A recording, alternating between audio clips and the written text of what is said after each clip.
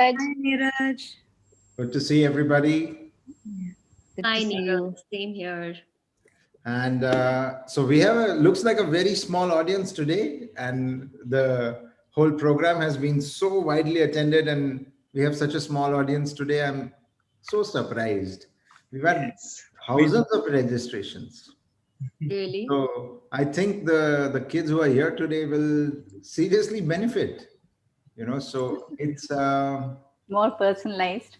yeah, much more personalized and one-to-one, right? As we Yeah. love it. So it's 7 p.m. It's Sunday, 31st of January. Good evening to everybody in the audience. My name is Neeraj Mandana. I'm the founder of the Next Genius Scholarship Program, Next Genius webinars, and the SAT prep, ACT prep workshops that you have been enjoying in the last 1 month. It was a random idea of mine, and I put it in front of the team, and they said, yes, this sounds good. And then we reached out to SAT and paper, and I was very thankful to Mr. Abhinav Garg for agreeing to do it. The entire premise of the last 1 month was that, so many people don't have access to quality SAT and ACT prep, right? Most of our students struggle with it. Everybody tells you that your SAT, ACT scores are so important in admissions. So we just wanted to, give everybody a Christmas present this year. So we decided to put this whole program together, and we did it, and it worked out wonderfully. And I was so thankful to all of you as school counselors and the hundreds of other school counselors who recommended their students. And the program was a huge success. So first of all, let me start by thanking all of you. Thank you so much to each one of you. And second thing is, if I could briefly request one by one each one of you to introduce yourself. Some of you I'm meeting for the first time. Some of you are very old and very dear friends. So maybe we could start with Khushboo. Sure.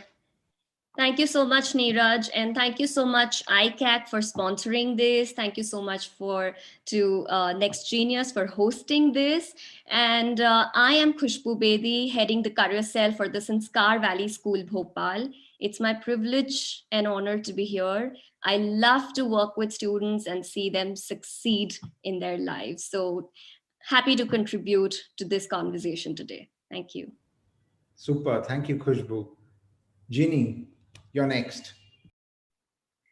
Thanks, Neeraj. Thank you once again for inviting us on this panel, and thanks, Devesh, for arranging this. Um, just like how Khushboo said, I'm also super excited to be here, and you have boosted my morale, Neeraj, by saying that it is a smaller audience. So we are used to counseling small groups. So probably this is going to be an effective session. My name is Ginny, and I am the University Placement Officer at MIT Vishashanti Gurukul and IB World School here in Pune, Maharashtra. I look forward to the session. Super. Thank you so much. Rita. Thank you so much, Neeraj. Uh, I feel that this initiative that you have taken, and as you said, as a Christmas present, is actually a wonderful present for many of them who have been attending these, series of webinars that you have been organizing. Uh, I've worked with Next Genius, and Next Genius have really contributed to our school for a very long time. So I really appreciate the kind of effort that you are doing, and I'm sure it is adding a lot of value for every student who's been benefiting from it during the session or maybe after the session. So with that, I'm very happy to be here. My name is Rita Balachandran, and I'm a career counselor at JBCN International School at Borivali. And I really look forward to being here in any way that we can contribute and add value to the learning of the student. It is always a pleasure to do that. Thank you so much. Thank you so much, Rita, for being here. And last but not the least, Shilpa Gupta. Yeah.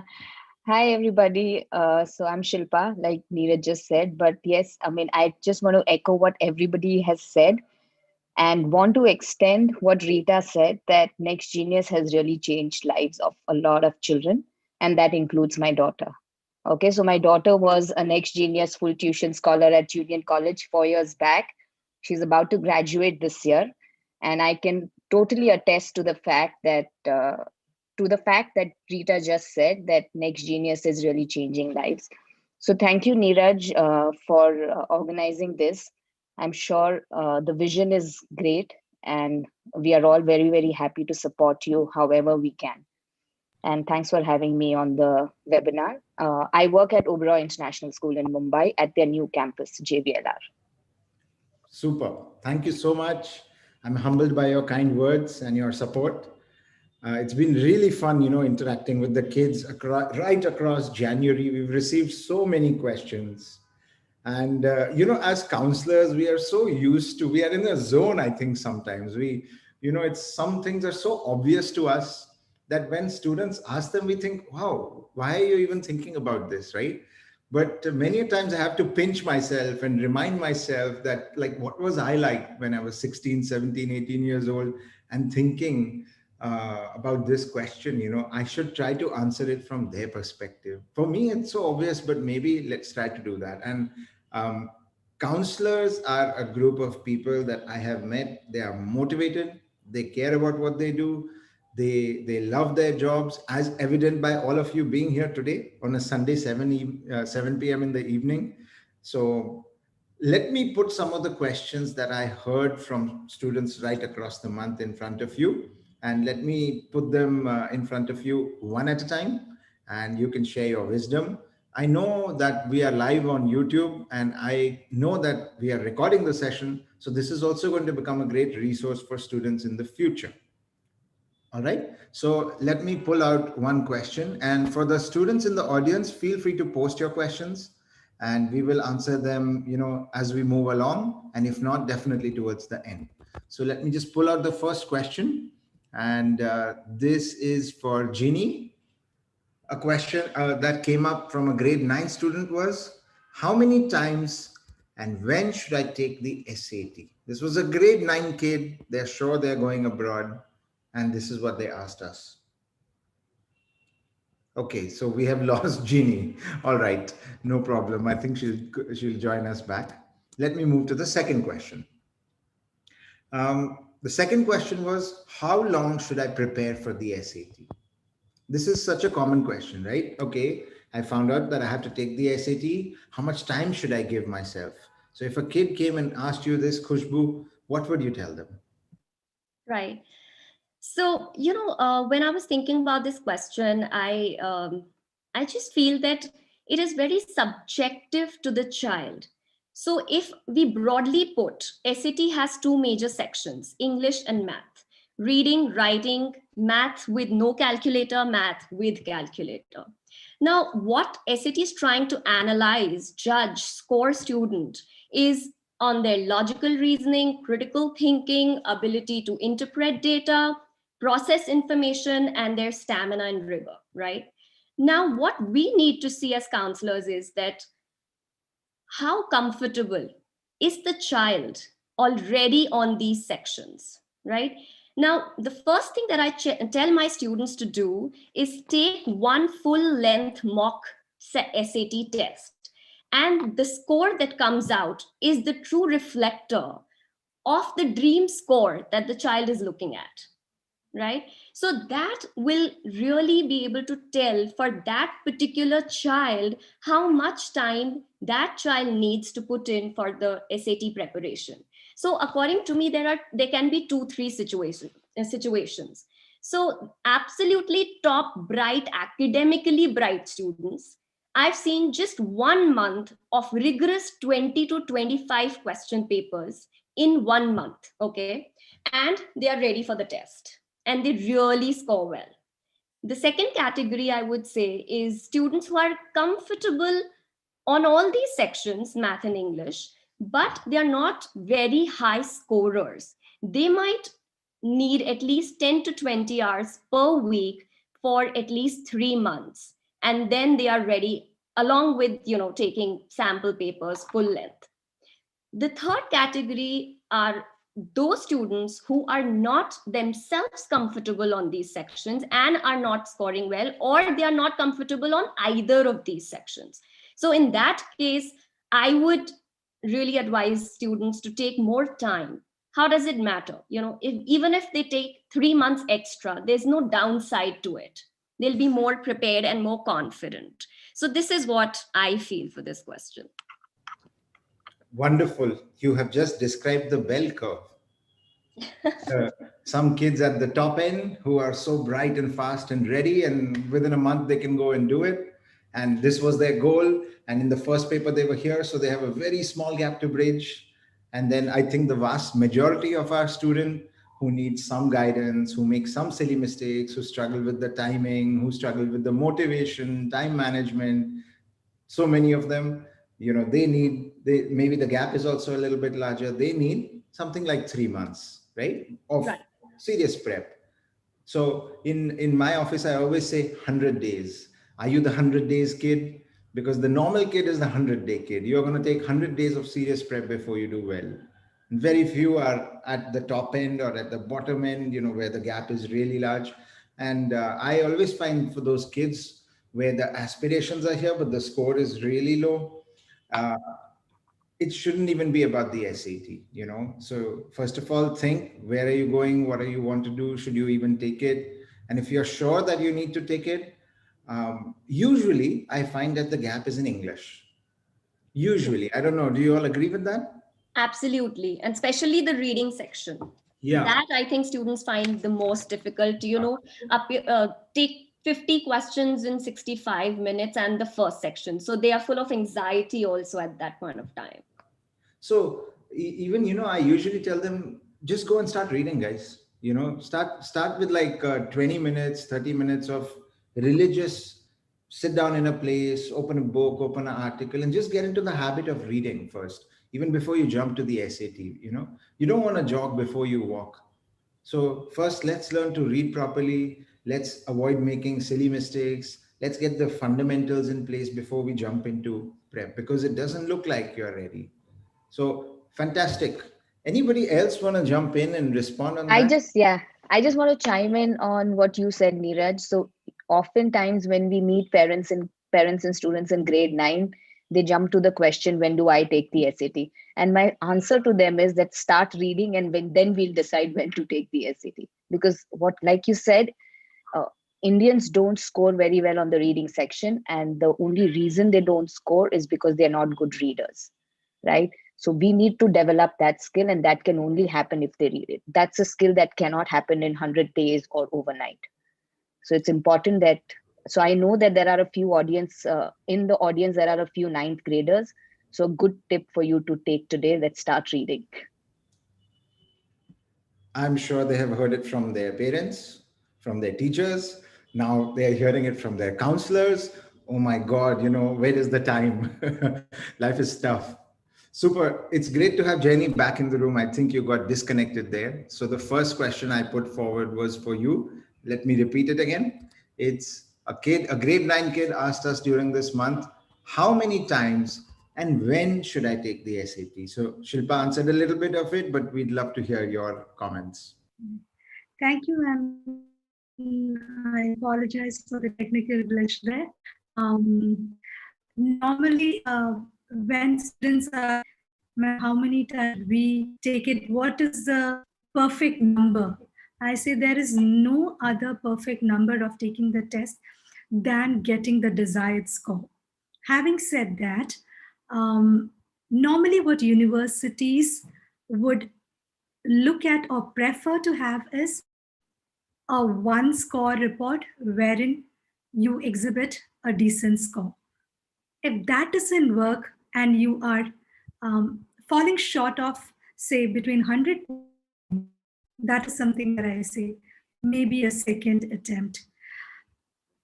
Worst case scenario, the third attempt, but third attempt is not what we generally recommend. So, yes, the best attempt is when you have the score that you desire the target score for your dream university, but try to keep it limited to a maximum of 2, and if under unavoidable circumstances a third time. But children, trust me, the third time is not recommended as much. So if I can just take 1 more minute and say, start like how all the counselors here have said, start preparing, do as many as of practice questions, and when you are ready for it, just try to attempt once. And that is also recommended to take it in your junior year of high school. Thank you, Jenny. Interesting response. Anybody else have anything to add on top of what she has said? Anything different? I just want to talk about the statistics. So if you take a third attempt and you look at the statistics, you will not see a change of more than 30 to 50 points anyways. I mean, that is also on the higher side. Usually it's an average of 20. So do you really want to take the third attempt with just a raise of 20 points? You know? Yeah, I also want to chime in and say that a lot of these universities, they also want to see the scores of the child in all their SAT attempts, right? So that also somewhere is questionable, that why so many attempts, and then the consistency. Are you really able to perform the best on both the sections on each test, or it's dwindling? So yeah, definitely with Ginny and Shilpa, that 2 attempts are just a good benchmark.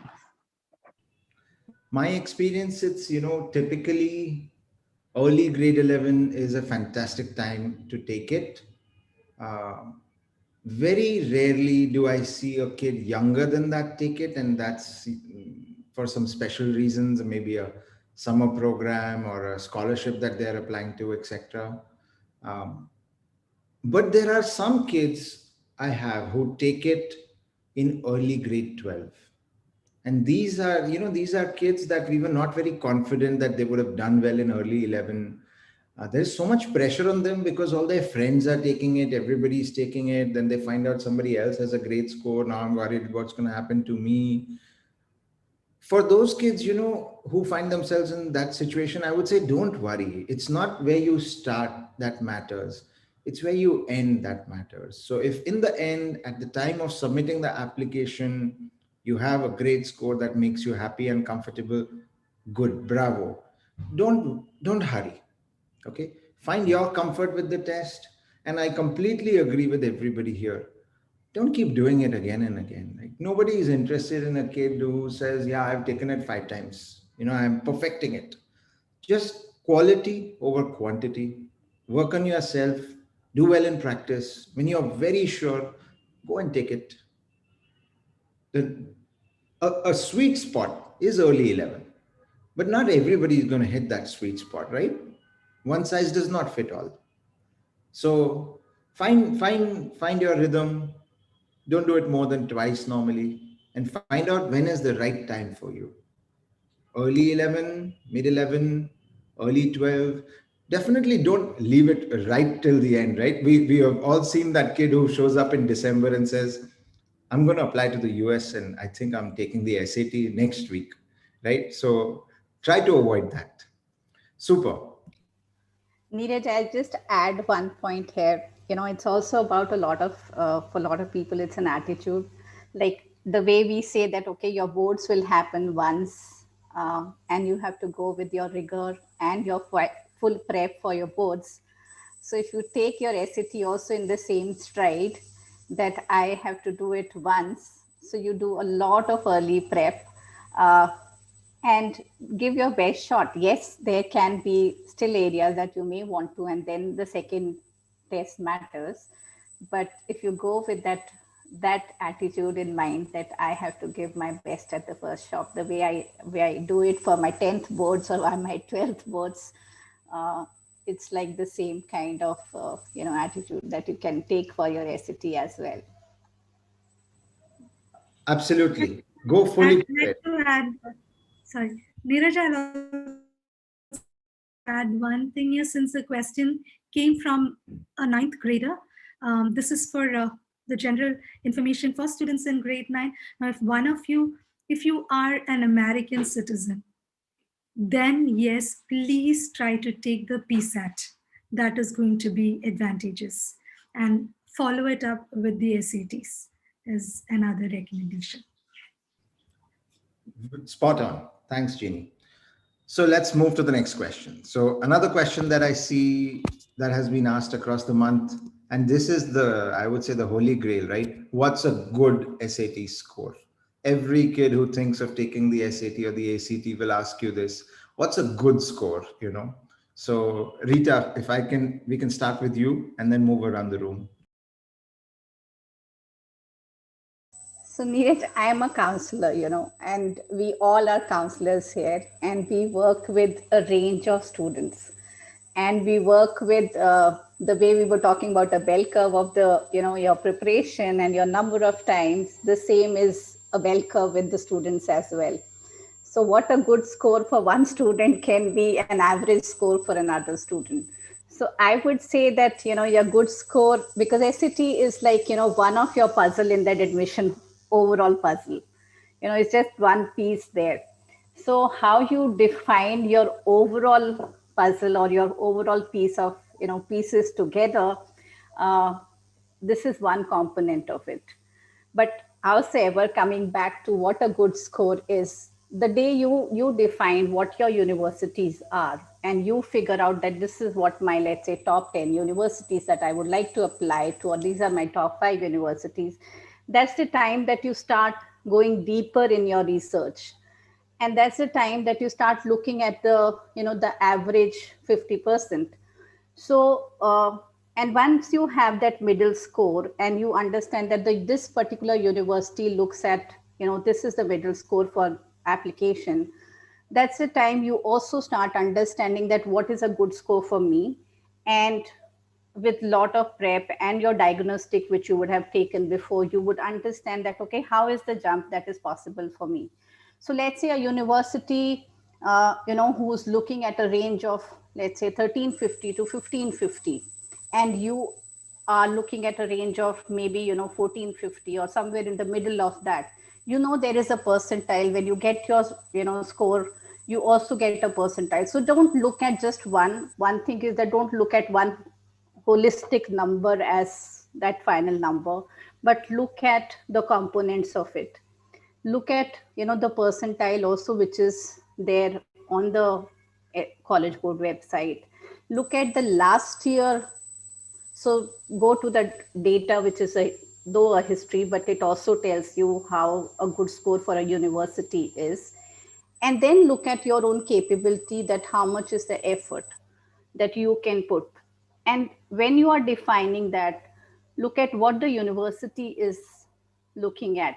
Are they concentrating more on the GPAs, or are they looking at the test score, or are they looking at a profile of a student?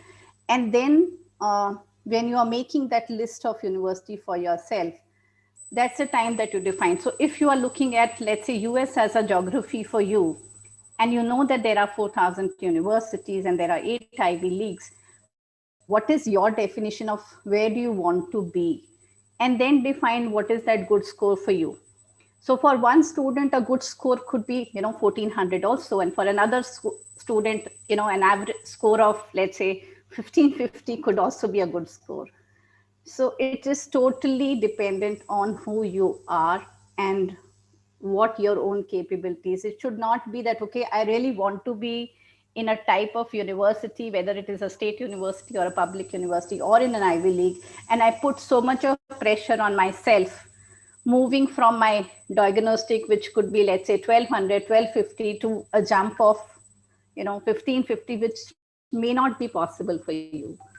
And then my energy concentration goes only on one preparation, and then I miss out on all the other components. So it's a very important task for you as a student. When you are defining your list of universities, look at what all is important for that university, and where does SAT stands there. What is the average score? So go to the fact page of every university. You will definitely find what is the average that the university or your college is looking at. And looking at that component, look at how where you are starting from. So your diagnostic will help you define whether you have the capability to reach that university average score, and then try and move on the higher side of that average. So let's say the range is between 1350 to 1550. try to move, beyond that 1450, if that's what you can work upon. And then that may become as a good score, because that improves your chances of being there. So you're in the higher range of that percentile of students applying there. So I would say that the good score definitely is on you as an individual, and not a generic good score, which could be for everybody. True. Again, we continue the theme of one size does not fit all, and your message is find alignment. Find an alignment with your colleges, right? Know where you stand, know where you want to go, and discover that alignment. Anybody else have something to add on top of that?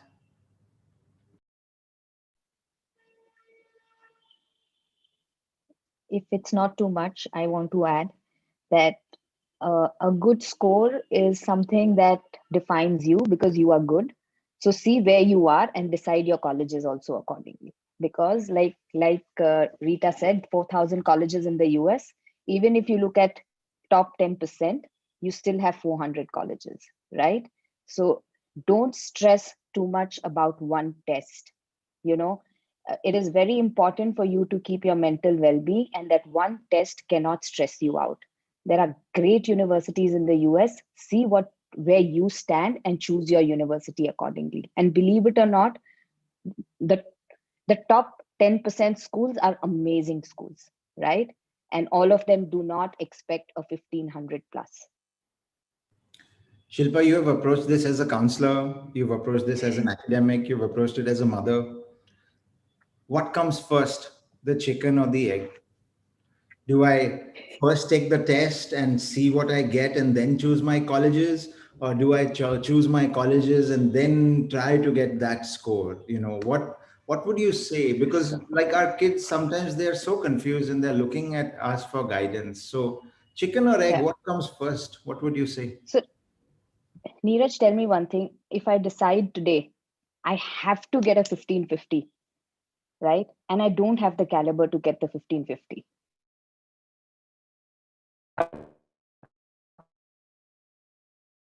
What am I doing to myself? I think she's having some connections issues, right? Or is it at my end? The Is best thing everybody is to take that journey. Can, you're phasing in and out, I think, Shilpa. So we'll just wait for her. can you hear me now? Yes, Shilpa, go ahead.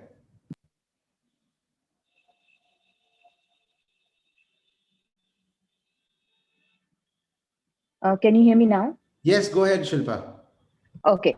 So I'm saying that so if I'm not able to ever get that score of 1550, I am just stressing myself out.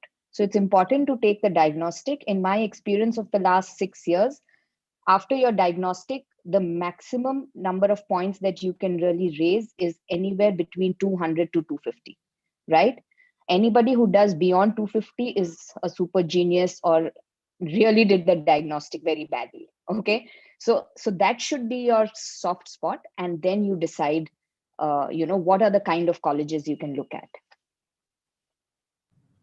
Wow, you guys are all so diplomatic, right? Because when a kid asks me this question, I'm like, 1600 is a good score. What's a good score? 1600 is a good score, right? I And then used to say that. I used to say that a lot, Neeraj. so, and then of course I do what Rita said. I just pull out the chart and I say, okay, this is the average for these colleges.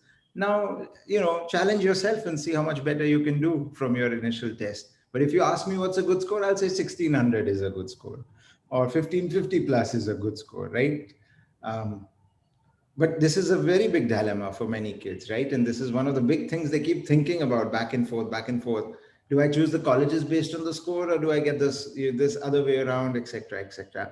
My experience is we keep having this conversation back and forth again and again, right? It's not a one time, you don't hit a home run on this one, you keep working at it. Cool. So let's move forward. Let me pull out the Neeraj, next before question. you move forward, I just want to add one more thing here. It is one definitely a score to get into a university, but it is also a score which helps you understand how you will be performing in your first year of college. The skills which are tested are also an indicator of what you will be doing in the university. So when you have to go through your course and you have to, fulfill the requirement of the skills at that time, your grades that time also matters a lot. So if you stretch yourself a lot with just one assessment or one test, in a college you will have lot of subjects to take care of. So that is also something which is tested through SAT or ACT in terms of how you'll be performing. So you may get into a university, but you have to also cope up with the course that you have taken. uh, so I yours. love that feedback. I love that feedback. See, an SAT score is indicative of the rigor of majority of the colleges, kids at that college. So how hard did you have to work to get a 1500? If you found it easy to hit a 1500, then you are sort of in alignment with most of the students at that college and you will fit right in. But if you had to really burn the midnight oil and toil away and cut out all your social relationships and then hit a 1500, guess what's going to happen to you at that college? You're not going to enjoy college, right? And you and I say this, we understand this. I don't know how much of it they hear, you know. Sometimes they hear it.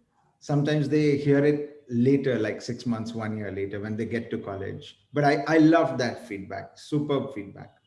Super. Let's move forward.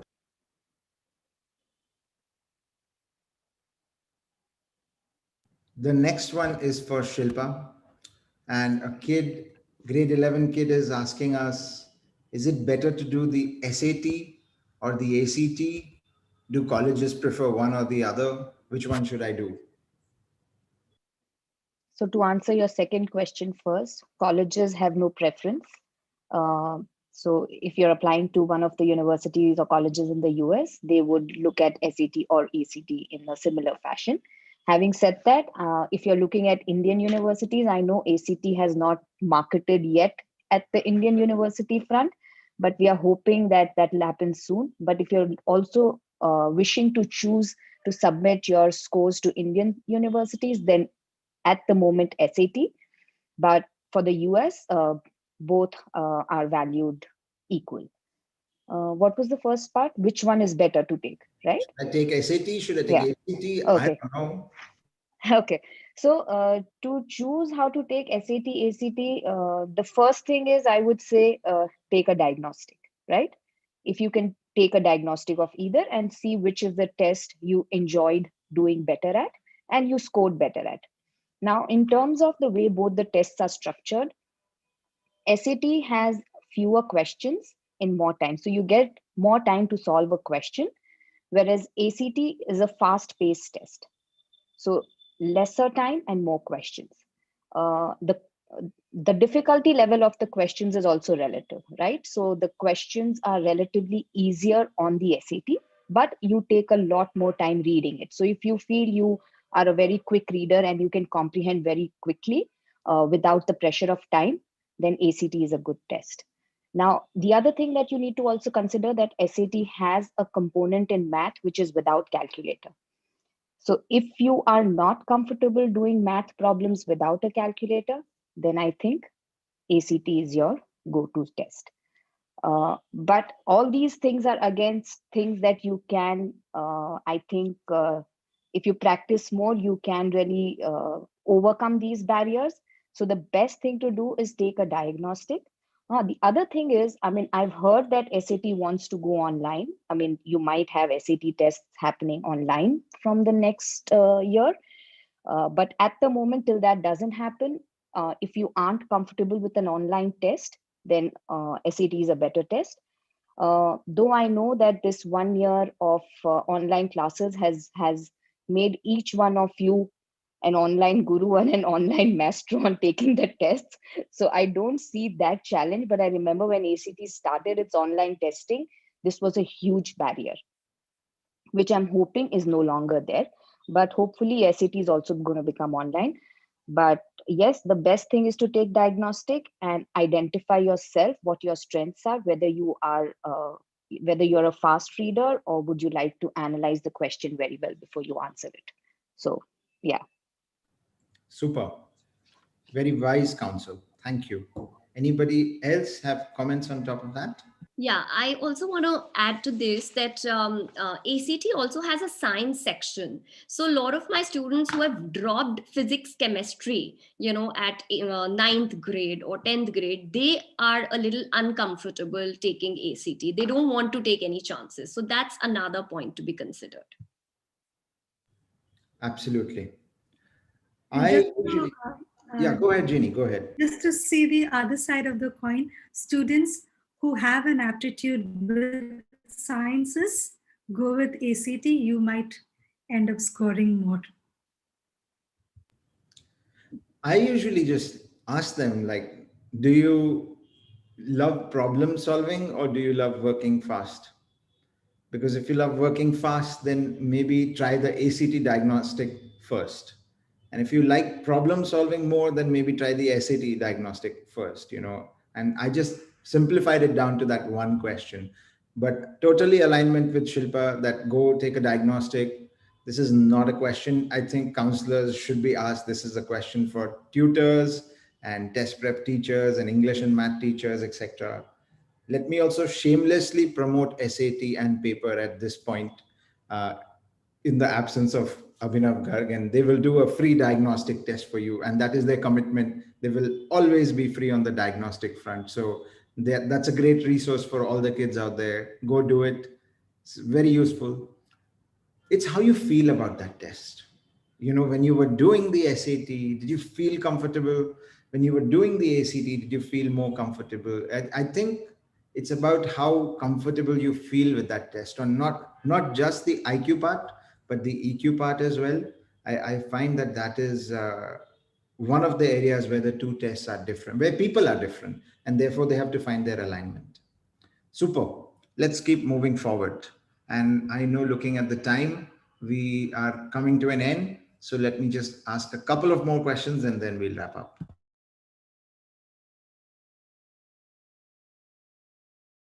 Okay, the next one is the one that we all get. And I think I'll ask it to Jeannie. Is it possible to get into Ivy Leagues and other top US colleges with lower scores? Somebody is very much aspiring for Columbia, Brown, etc., but let's say they have a 1300 or something. So how do we respond to that? That's actually a good question. The first instinct that would come to me, like many of you would also agree, is if you are targeting the Ivy Leagues, aim for a good score, the perfect score, the 1600. Having said that, again, like how most of the counselors here have said, SAT is only a part of the very big application process. It's just one component on which you're going to be assessed. Therefore, if you haven't hit the 90th percentile, do not lose hope. You can still apply to Ivy Leagues. I have known students who actually got qualified with 13, 20, and above. But that was because they had other components that supported their application. They had meaningful community services. They had awards and recognitions. So even with a 1320, is it possible to get into a consideration? Yes.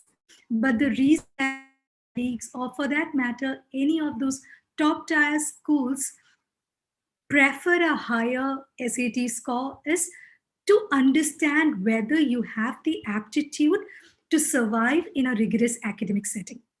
So that is what they expect to see out of your score. So if you can show that through your standardized tests and also probably support it with your academic scores, children, there is hope. This is my personal opinion. Any other comments on top of that?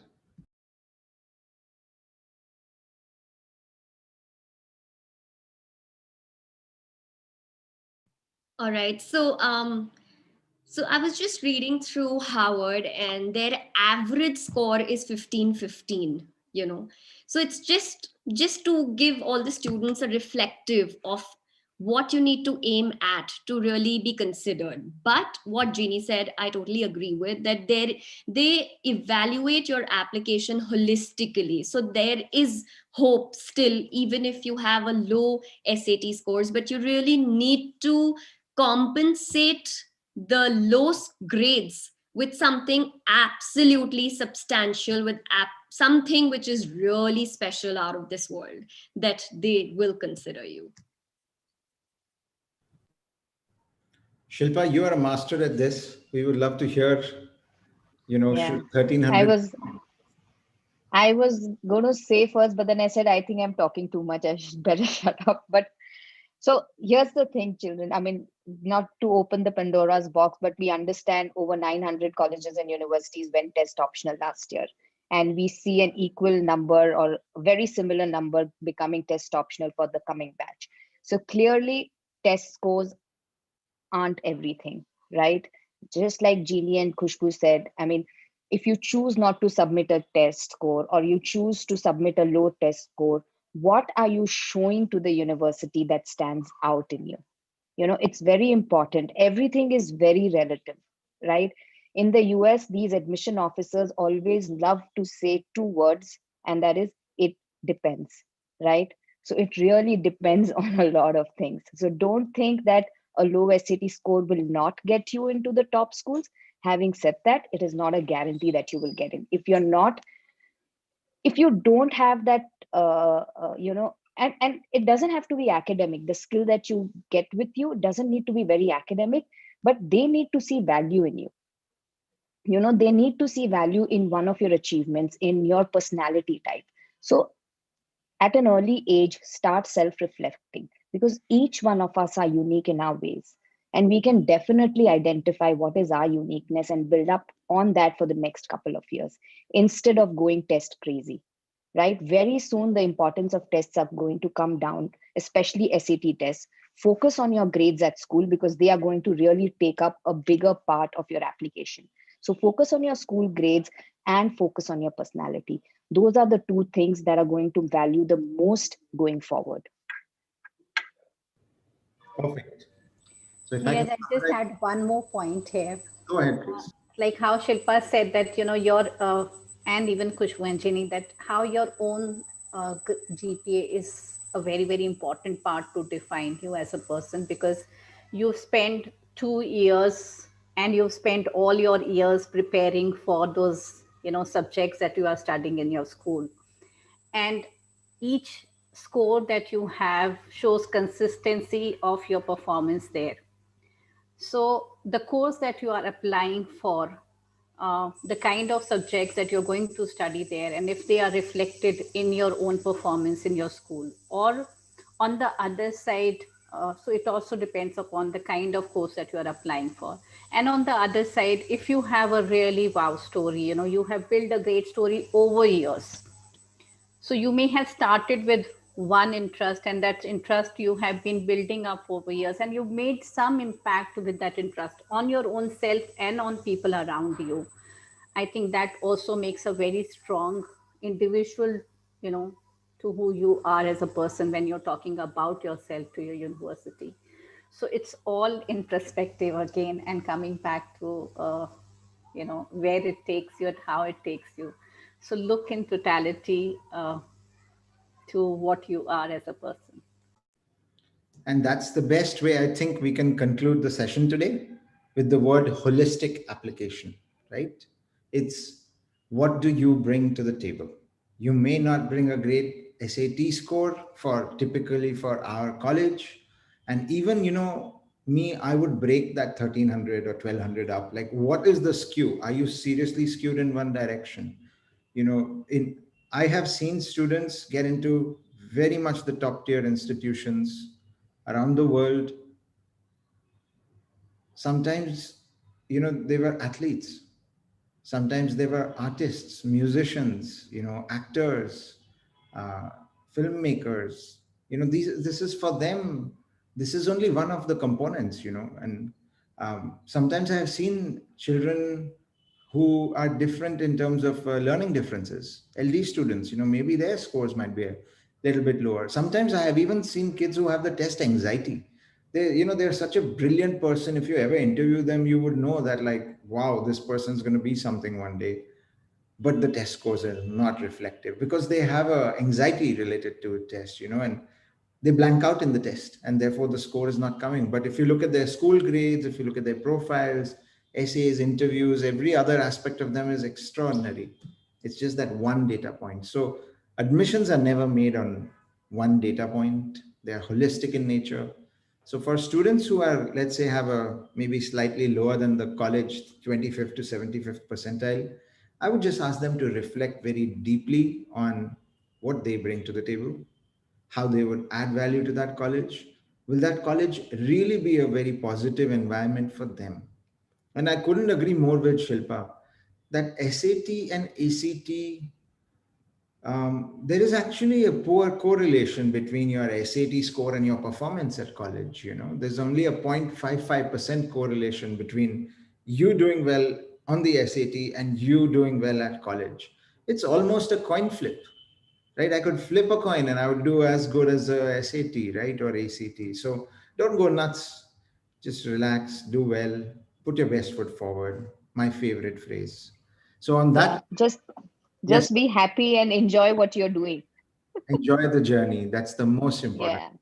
Yeah. Learn, keep learning, keep growing, keep enjoying. So on that note, let me thank all of you. It was a wonderful experience to host this session with you. I enjoyed chatting with all of you. I hope we get a chance to meet soon.